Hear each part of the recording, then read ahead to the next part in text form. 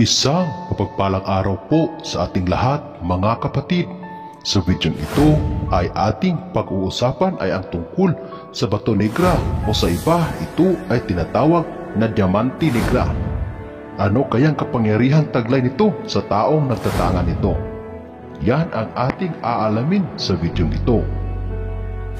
Pero bago ang lahat ng yan, kung bago ka pa lang sa channel na ito at gusto nyo ang mga ganitong usapin, ay inaanyayahan ko kayong pindutin ang subscribe button at ang bell icon na sa ganon ay lagi kayong ma-update sa tuwing may bago tayong upload.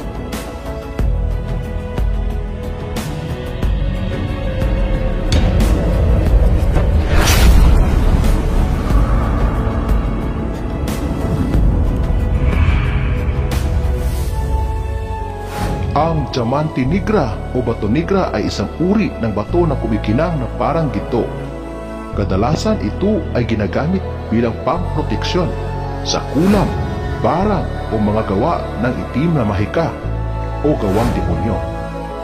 Sinasabi rin na ito ay mabisa sa larangan ng negosyo dahil sa angking bertud nito na makapagpaakit ng mga customers o mamimili. Kaya ito ay tinatawag rin na money stone o money magnet.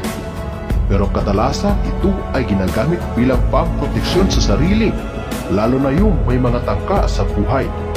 Kadalasan ito ay inilalagay sa maliit na puti kasabay ng ibang sangkap at langis na gawa sa araw ng Biyernes Santo.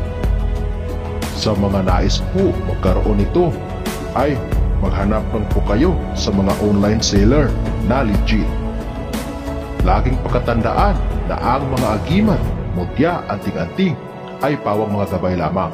Kaya mainam pa rin na magsikap at sabayan ang pagdarasal para tayo ay gabayan at swertihin sa ating buhay. Hanggang dito na lamang ang ating kaalaman para sa araw na ito. Muli, maraming salamat sa inyong walang sawang panonood. God bless us all.